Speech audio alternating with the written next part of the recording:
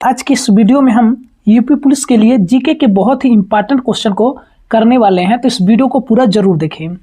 पहला क्वेश्चन है कि ब्रिटिश संसद का सदस्य बनने वाले प्रथम भारतीय कौन थे? तो ब्रिटिश संसद का सदस्य बनने वाले प्रथम भारतीय जो है दादा भाई नौरोजी थे। इसका विकल्प नंबर बी राइट आंसर हो जाएगा। इसके अलावा दादा भाई नौरोजी को grand old man of India कहा जाता है और दादा भाई नौरोजी की पुस्तक poverty and un British rule in India है, जो कि बहुत ही प्रसिद्ध पुस्तक है। इसके अलावा अगला क्वेश्चन दिया हुआ है कि भारत रत्न से सम्मानित प्रथम विदेशी नागरिक कौन थे? तो भारत रत्न से सम्मानित प्रथम विदेशी नागरिक खान अब्दुल गफ्फार खान थे, जो कि 1987 में इन्हें भारत रत्न मिला था और नेल्सन मंडेला को 1990 में मिला था। इसका विकल्प नंबर बी राइट आंसर हो जाएगा। इसके अलावा इसमें इंपॉर्टेंट पॉइंट है कि सबसे पहला मरणोपरांत यानी कि मरने के बाद लाल बहादुर शास्त्री को 1966 में भारत रत्न मिला था। इसके बाद पहली संगीतकार जो है एम.एस. सुब्बुलक्ष्मी थी, इन्हें 1998 में भारत रत्न मिला था और पहली महिला जो है इंदिरा गांधी थी, जो कि 1971 में इन्हें भारत रत्न मिला था और पहले प्रधानमंत्री जो है जवाहरलाल नेहरू थे, जो कि 1955 में इन्हें भारत रत्न मिला था और पहले राष्ट्रपति डॉक्टर राजेंद्र प्रसाद थे, जो कि 1962 में इन्हें सबसे पहले भारत रत्न मिला था। इसके अलावा अगला क्वेश्चन दिया हुआ है कि विश्व का प्रथम देश जिसमें महिलाओं को मतदान का अधिकार दिया गया, तो वह न्यूजीलैंड है। कौन सा देश है? न्यूजीलैंड। इसका विकल्प नंबर सी राइट आंसर हो जाएगा। इसके अलावा अगला क्वेश्चन है कि अंतर्राष्ट्रीय न्यायालय के प्रथम भारतीय न्यायाधीश कौन थे? तो अंतर्राष्ट्रीय न्यायालय के प्रथम भारतीय न्यायाधीश जो है बी.एन. राव थे। इसका विकल्प नंबर बी राइट आंसर हो जाएगा। और नगेंद्र सिंह जो है मुख्य न्यायाधीश थे और द हेग नीदरलैंड में। और अगला क्वेश्चन दिया हुआ है कि 5 नंबर क्वेश्चन की कह रहा है कि गुट निरपेक्ष आंदोलन के प्रथम सम्मेलन का आयोजन कहाँ हुआ था? तो गुट निरपेक्ष आंदोलन के प्रथम सम्मेलन का आयोजन बेलग्रेड में हुआ था। इसका विकल्प नंबर ए राइट आंसर हो जाएगा। इसके अलावा अगला क्वेश्चन दिया हुआ है कि भारत का प्रथम उपग्रह कौन सा था? तो भारत का प्रथम उपग्रह जो है आर्यभट्ट था। इसका विकल्प नंबर सी राइट आंसर हो जाएगा। इसके अलावा अगला क्वेश्चन दिया हुआ है कि भारत का प्रथम समाचार पत्र कौन सा था? तो भारत का प्रथम समाचार पत्र जो है यह बंगाल गजट है। इसका विकल्प नंबर बी राइट आंसर हो जाएगा। इसके अलावा बंगाल गजट का जो प्रकाशन वर्ष है ये 1780 है और इसके संस्थापक जो है जेम्स अगस्टस हिक्की थे और इसकी भाषा जो है अंग्रेजी थी और यह एशिया का भी पहला समाचार पत्र था और भारत का पहला हिंदी समाचार पत्र उदंत मार्तंड है, जो कि बहुत ही इम्पोर्टेंट है।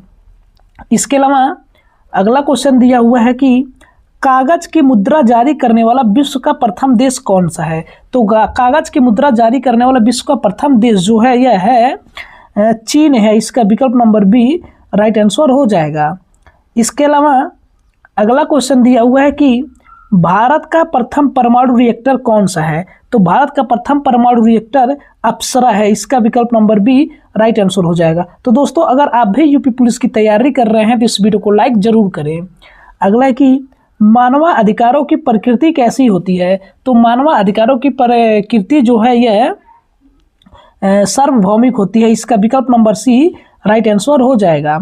इसके अलावा अगला क्वेश्चन दिया हुआ 11 नंबर क्वेश्चन की मानवाधिकार दिवस के अवसर पर कौन सा प्रसिद्ध पुरस्कार दिया जाता है? तो मानवाधिकार दिवस के अवसर पर जो है यह संयुक्त राष्ट्र मानवाधिकार पुरस्कार दिया जाता है। इसका विकल्प नंबर बी राइट आंसर हो जाएगा। और संयुक्त राष्ट्र मानवाधिकार पुरस्कार की स्थापना 1966 में हुआ था और यह पहली बार 10 दिसंबर 1968 को दिया गया था और यह 5 साल में एक बार दिया जाता है राष्ट्रीय संयुक्त राष्ट्र मानवाधिकार पुरस्कार। इसके अलावा अगला क्वेश्चन दिया हुआ है कि मानवाधिकारों की सुरक्षा के लिए पिलर ऑफ जस्टिस किसे माना जाता है? तो पिलर ऑफ जस्टिस जो है यह न्यायपालिका को माना जाता है। इसका विकल्प नंबर बी राइट आंसर हो जाएगा। इसके अलावा अगला क्वेश्चन दिया हुआ है कि क्या राष्ट्रीय मानवाधिकार आयोग के पास सजा देने का अधिकार है? तो उनके पास सजा देने का अधिकार जो है नहीं है। इसका विकल्प नंबर बी राइट आंसर हो जाएगा। अपनी सिफारिशों को लागू करने की शक्ति न होने के कारण अक्सर इसे दांतविहीन बाघ कहा जाता है। इसके अलावा अगला क्वेश्चन है कि इनमें से किसे भारत रत्न प्राप्त करने वाले विदेशी होने का गौरव प्राप्त है? तो यह नेल्सन मंडेला है। इसका विकल्प नंबर बी राइट आंसर हो जाएगा। इसके अलावा नेल्सन मंडेला की आत्मकथा जो है लॉन्ग्स वॉक टू फ्रीडम है और इन्हें 1990 में भारत रत्न मिला था और इन्हें नोबेल शांति पुरस्कार 1993 में मिला था। और नेल्सन मंडेला अंतर्राष्ट्रीय दिवस जो है 18 जुलाई को मनाया जाता है, जो कि बहुत ही इंपॉर्टेंट है, क्वेश्चन में बार बार पूछा जाता है एग्जाम में। अगला क्वेश्चन है कि किसे मानवाधिकारों का मैग्ना कार्टा कहा जाता है? तो मानवाधिकारों का मैग्ना कार्टा जो है यह सार्वभौम घोषणा को कहा जाता है। इसका विकल्प नंबर बी राइट आंसर हो जाएगा। इसके अलावा अगला क्वेश्चन दिया हुआ है कि राष्ट्रीय मानवाधिकार आयोग एनएचआरसी का मुख्यालय कहाँ स्थित है? तो इसका मुख्यालय जो है नई दिल्ली में है। इसका विकल्प नंबर सी राइट आंसर हो जाएगा। इसके अलावा अगला क्वेश्चन दिया हुआ है कि भारत में राष्ट्रीय मानवाधिकार आयोग की स्थापना कब हुई थी? तो भारत में राष्ट्रीय मानवाधिकार आयोग की स्थापना 1993 में हुआ था। इसका विकल्प नंबर बी राइट आंसर हो जाएगा। इसके अलावा अगला क्वेश्चन है कि विश्व मानवाधिकार दिवस प्रतिवर्ष कब मनाया जाता है? तो विश्व मानवाधिकार दिवस जो है प्रतिवर्ष 10 दिसंबर को मनाया जाता है। इसका विकल्प नंबर बी राइट आंसर हो जाएगा। इसके अलावा अगला क्वेश्चन है कि निम्नलिखित में से कौन सा मानव अधिकारों का सबसे अच्छा वर्णन करता है? तो मानव अधिकारों को सबसे अच्छा वर्णन अधिकार जो सभी मनुष्यों के लिए है। इसका विकल्प नंबर ए राइट आंसर हो जाएगा। और अगला क्वेश्चन है कि मानवाधिकार निम्नलिखित में से किसका विरोध करता है? तो ये जो मानवाधिकार है यह भेदभाव का विरोध करता है। इसका विकल्प नंबर बी राइट आंसर हो जाएगा। और अगला क्वेश्चन दिया हुआ है कि भारत में कितने राष्ट्रीय जलमार्ग हैं? तो भारत में 111 राष्ट्रीय जलमार्ग हैं, इसलिए इसका विकल्प नंबर बी राइट आंसर हो जाएगा। और अगला क्वेश्चन दिया हुआ है कि निम्नलिखित में से भारत का सबसे लंबा एक्सप्रेसवे कौन सा है? तो भारत का सबसे लंबा एक्सप्रेसवे जो है यह दिल्ली मुंबई एक्सप्रेसवे है। इसका विकल्प नंबर सी राइट आंसर हो जाएगा। और अगला क्वेश्चन दिया हुआ है कि जवाहरलाल नेहरू बंदरगाह किस राज्य में स्थित है? तो जवाहरलाल नेहरू बंदरगाह जो है यह महाराष्ट्र में स्थित है। इसका विकल्प नंबर बी राइट आंसर हो जाएगा। तो दोस्तों अगर आपको वीडियो अच्छा लग रहा है तो अपने दोस्तों के पास शेयर करें और चैनल पर पहली बार विजिट किए हैं तो चैनल को सब्सक्राइब करें और लास्ट में कमेंट करके बताएं कि आपका स्कोर कितना रहा। अगला है कि वीर सावरकर अंतर्राष्ट्रीय हवाई अड्डा कहाँ स्थित है? तो वीर सावरकर अंतर्राष्ट्रीय हवाई अड्डा जो है यह अंडमान एवं निकोबार द्वीप समूह में स्थित है। इसका विकल्प नंबर सी राइट आंसर हो जाएगा। इसके अलावा अगला क्वेश्चन दिया है कि वर्ष 1911 में भारत में हवाई परिवहन किन दो स्थलों के बीच शुरू हुआ? तो यह जो है इलाहाबाद और नैनी के बीच शुरू हुआ था। इसका विकल्प नंबर बी राइट आंसर हो जाएगा। और अगला क्वेश्चन दिया है कि सिकंदराबाद किस रेलवे जोन का मुख्यालय है? तो सिकंदराबाद जो है दक्षिण मध्य रेलवे जोन का मुख्यालय है। इसका विकल्प नंबर ए राइट आंसर हो जाएगा। और दक्षिण पश्चिमी रेलवे का मुख्यालय जो है हुबली है और पश्चिमी रेलवे का मुख्यालय मुंबई चर्च गेट है और पश्चिम मध्य रेलवे का मुख्यालय जो है जबलपुर है। इसके अलावा अगला क्वेश्चन दिया है कि वर्ष 1853 में भारत के किस राज्य में पहली ट्रेन चलाई गई थी? तो 1853 में भारत के जो है यह महाराष्ट्र में पहली ट्रेन चलाई गई थी। इसका विकल्प नंबर ए राइट आंसर हो जाएगा। और अगला क्वेश्चन दिया है कि निम्नलिखित में से कौन सा पूर्वी तट के बंदरगाह का उदाहरण है? तो पूर्वी तट के बंदरगाह का उदाहरण जो है चेन्नई बंदरगाह है। इसका विकल्प नंबर डी राइट आंसर हो जाएगा।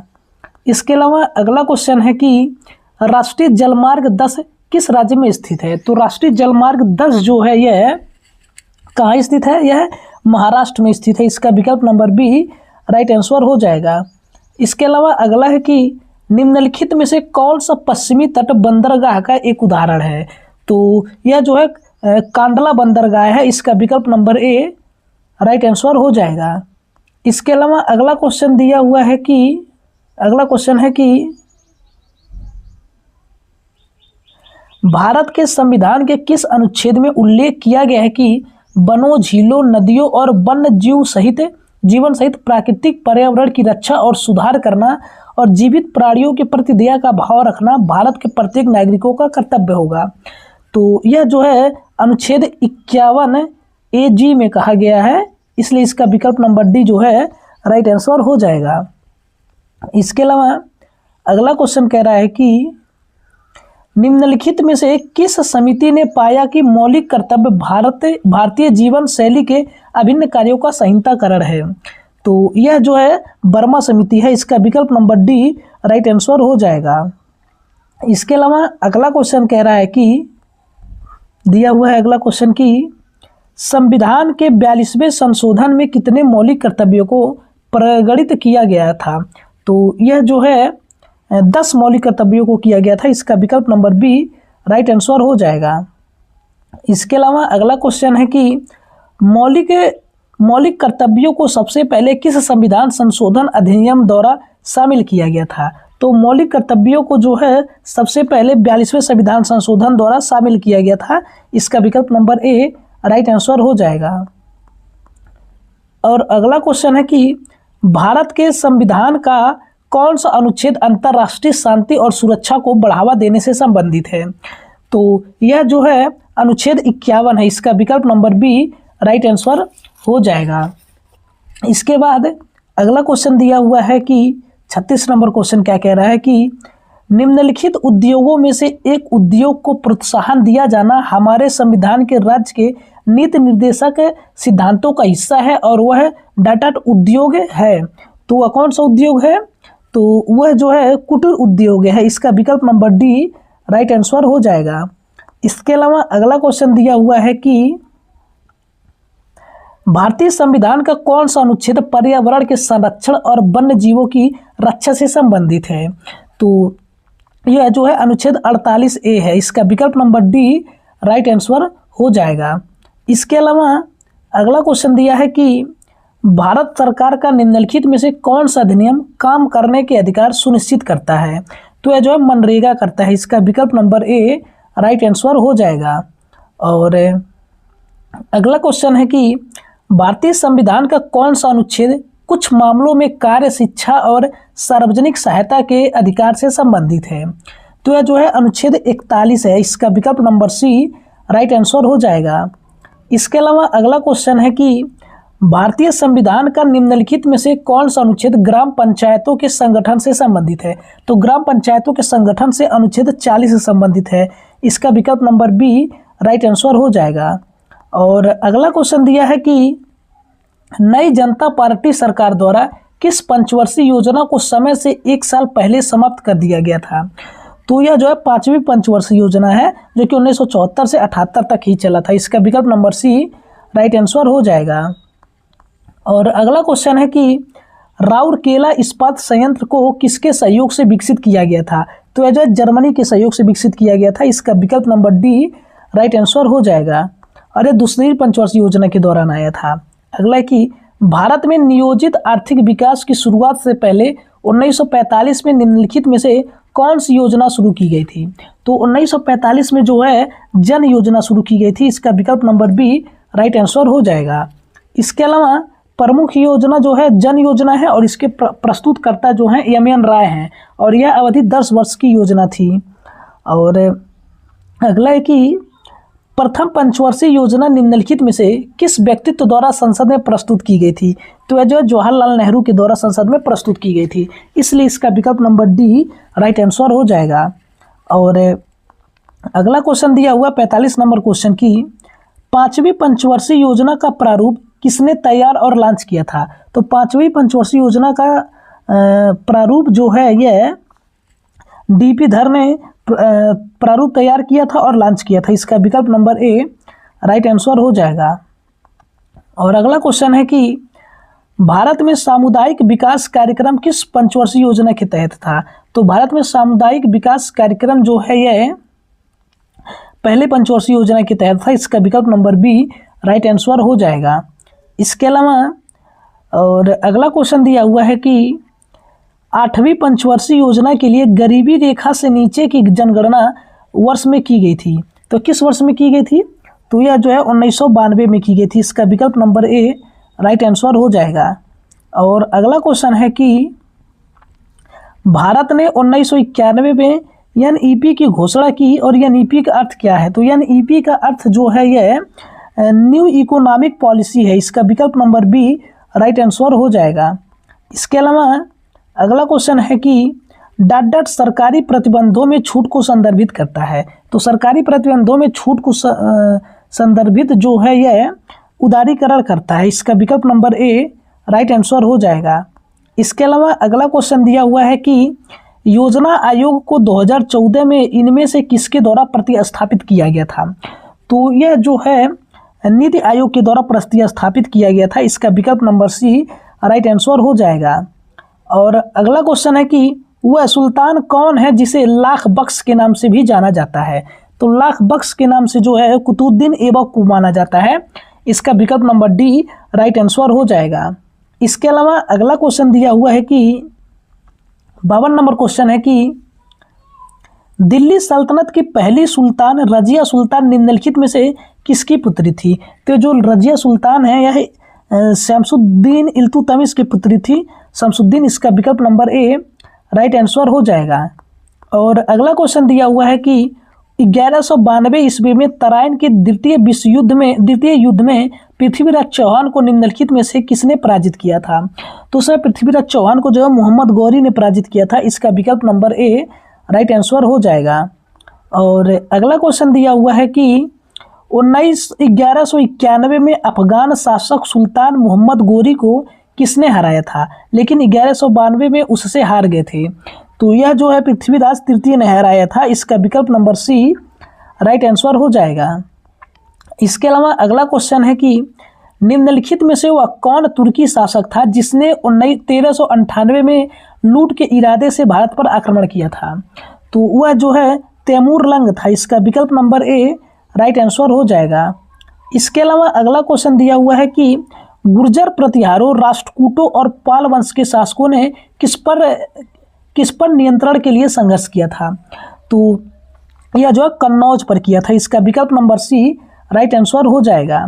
और अगला क्वेश्चन दिया है कि सांची के स्तूप की खोज 1818 में किसके द्वारा की गई थी? तो सांची के स्तूप की खोज जो है यह सर हेनरी टेलर के द्वारा की गई थी। इसका विकल्प नंबर ए राइट आंसर हो जाएगा। और अगला क्वेश्चन दिया है कि एलोरा गुफाओं में कितने मंदिर और मठ हैं? तो एलोरा गुफाओं में जो है मंदिर और मठ जो है यह कितने हैं? यह 34 हैं। इसका विकल्प नंबर बी राइट हो जाएगा। और अगला क्वेश्चन दिया है कि प्रसिद्ध दक्षिण भारतीय महाकाव्य शिल्प आदिकारम मूल रूप से डॉट डॉट भाषा में लिखा गया था। तो यह जो तमिल भाषा में लिखा गया था। इसका विकल्प नंबर बी राइट आंसर हो जाएगा। और अगला क्वेश्चन दिया हुआ है कि 60 नंबर क्वेश्चन कह रहा है कि किताब उल हिंद पुस्तक के लेखक कौन है? तो किताब उल हिंद पुस्तक के लेखक अल-बरूनी है। इसका विकल्प नंबर ए राइट आंसर हो जाएगा। इसके अलावा अगला क्वेश्चन है कि निम्नलिखित में से किसने पृथ्वीराज रासो लिखा था? तो पृथ्वीराज रासो जो है चंद्रबरदाई ने लिखा था। इसका विकल्प नंबर ए राइट आंसर हो जाएगा। इसके अलावा अगला क्वेश्चन दिया हुआ है कि इलाहाबाद के स्तंभ पर हरिशेर द्वारा लिखित अभिलेख किस भाषा में है? तो यह जो है संस्कृत भाषा में है। इसका विकल्प नंबर सी राइट आंसर हो जाएगा। इसके अलावा अगला क्वेश्चन है कि संगम साहित्य भारत के किस राज्य से जुड़ा है? तो ये जो संगम साहित्य है यह भारत के तमिलनाडु राज्य से जुड़ा है। इसका विकल्प नंबर बी राइट आंसर हो जाएगा। और अगला क्वेश्चन दिया है कि चोल राजवंश की स्थापना निम्नलिखित में से किस शासक के द्वारा की गई थी? तो चोल राजवंश की स्थापना जो है विजयला चोल के द्वारा की गई थी। इसका विकल्प नंबर बी राइट आंसर हो जाएगा। और अगला क्वेश्चन है कि पुलकेशिन द्वितीय जिसने हर्षवर्धन को हराया था वह डॉट डॉट राजवंश से संबंधित था। तो वह किस राजवंश से संबंधित थे? तो वह जो है चालुक्य राजवंश से संबंधित थे। इसका विकल्प नंबर बी राइट आंसर हो जाएगा। और अगला क्वेश्चन दिया हुआ है कि चोल वंश के राज चिन्ह में निम्नलिखित में से किस विकल्प का अंकन किया गया था? तो यह जो है बाघ का अंकन किया गया था। इसका विकल्प नंबर ए राइट आंसर हो जाएगा। और अगला क्वेश्चन है कि विद्युत ऊर्जा को यांत्रिक ऊर्जा में बदलने वाला यंत्र कौन सा है? तो विद्युत ऊर्जा को यांत्रिक ऊर्जा में बदलने वाला यंत्र जो है यह कौन सा है? तो यह जो है विद्युत मोटर है। इसका विकल्प नंबर बी राइट आंसर हो जाएगा। और अगला क्वेश्चन दिया हुआ है कि बहते हुए पानी में कौन सी ऊर्जा होती है? तो बहते हुए पानी में जो है यह गतिज ऊर्जा होती है। इसका विकल्प नंबर बी राइट आंसर हो जाएगा। इसके अलावा अगला क्वेश्चन दिया हुआ है कि ऊर्जा संरक्षण का नियम क्या कहता है? तो ऊर्जा संरक्षण का नियम जो है कहता है कि ऊर्जा को न तो पैदा किया जा सकता है और न ही नष्ट किया जाता है, केवल एक रूप से दूसरे रूप में बदला जाता है। इसका विकल्प नंबर सी राइट आंसर हो जाएगा। और अगला क्वेश्चन है कि एक अश्वशक्ति में कितने वाट होते हैं? तो एक अश्वशक्ति में जो है 746 वाट होते हैं। इसका विकल्प नंबर बी राइट आंसर हो जाएगा। तो दोस्तों ये था यूपी पुलिस के लिए जीके के बहुत ही इंपॉर्टेंट क्वेश्चन का प्रैक्टिस सेट। तो दोस्तों कमेंट करके आप लोग बताएं कि आपका स्कोर कितना रहा, और अगर आपको वीडियो अच्छा लगा है तो आप लोग वीडियो को लाइक करें और एक प्यारा सा कमेंट करें कि अगला टॉपिक कौन सा लेकर के आए। मिलते हैं अगले वीडियो में। धन्यवाद। जय हिंद।